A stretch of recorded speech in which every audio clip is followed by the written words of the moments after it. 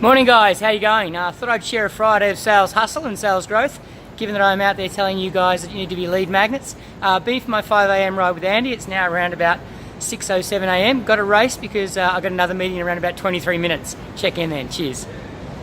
You know, there's something therapeutic about being the first in the office. If you're a rainmaker and you're a hustler and you're out there in sales and you're serious, you get into the office first thing in the morning and it just does something psychologically to you that reminds you that, hey, you're doing this, you're serious about it, you're in the game. You're not here just to do 9 to 5 and make up the numbers. You're serious about winning. Morning priming. YouTube, some fantastic motivational stuff on there.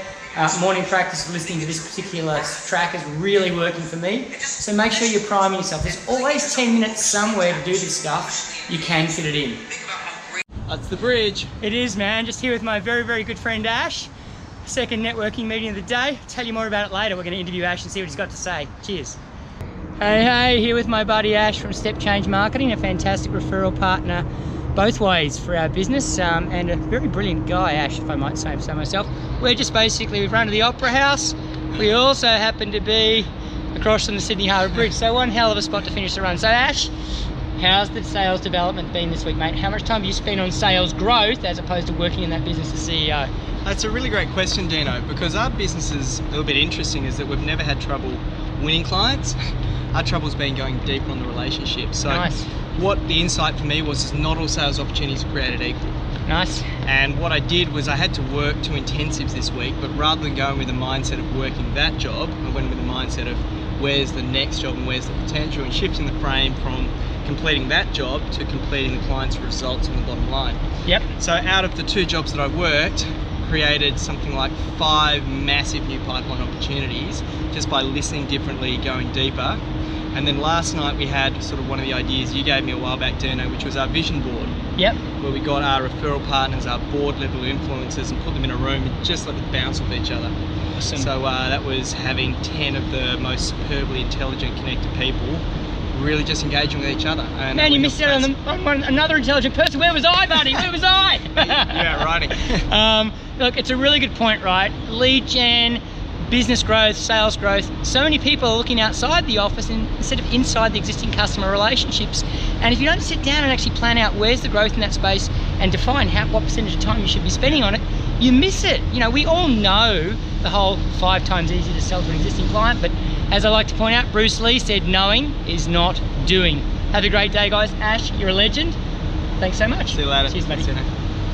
Okay, it's 7:30. I'm back in the office post the run and the catch up with Ash, which is absolutely fantastic. And got to go to singing lessons at 8 o'clock. So quick shower and then race after that. You are not coming inside my singing lessons because they're still incredibly embarrassing. But I guess the point there is, I'm not just talking about you guys should have a coach. I have coaches for the things in my life that I'm trying to learn and the stuff that's pushing me outside my comfort zone. So I'll be going to singing lessons, then it's back into business development. But, you know, don't forget, you got to put in the personal improvement stuff.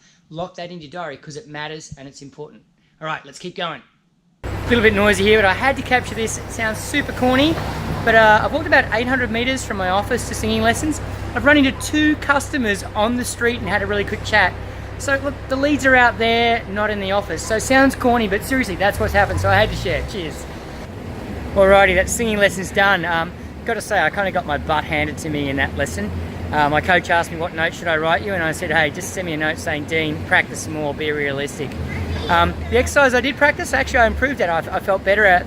That was awesome. But the song, I'm telling you, Elvis is rolling in his grave at the moment. He's pretty upset at me.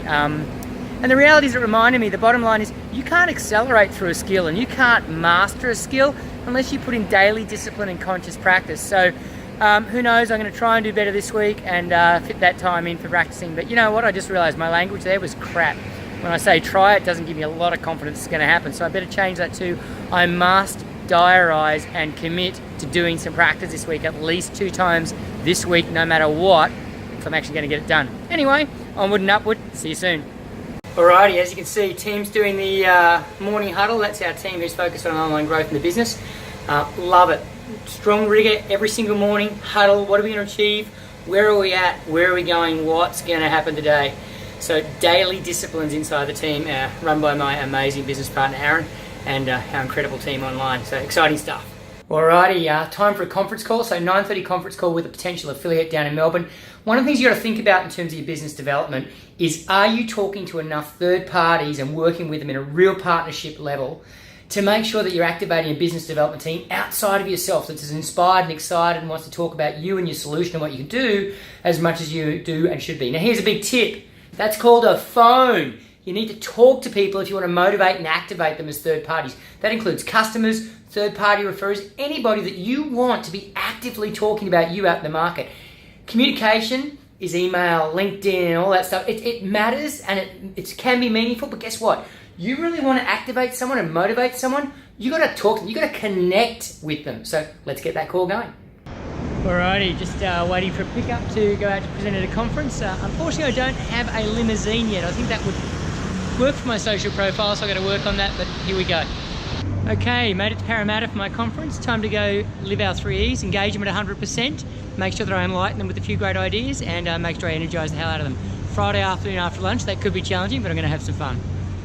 Just reviewing the latest ebook that we're releasing next week as part of a campaign in the back of the car. Pretty excited on a Friday. That's what the tunes are all about. Nice. Very cool. Extremely excited. Too cool. On the way back to the office. Cheers. And I'm back in time for the 4 o'clock Friday debrief at SalesITV, where we celebrate success and have some fun. There you go. That was a day in the life of, and I don't know about you, but I'm pretty tired. Cheers. Bye now.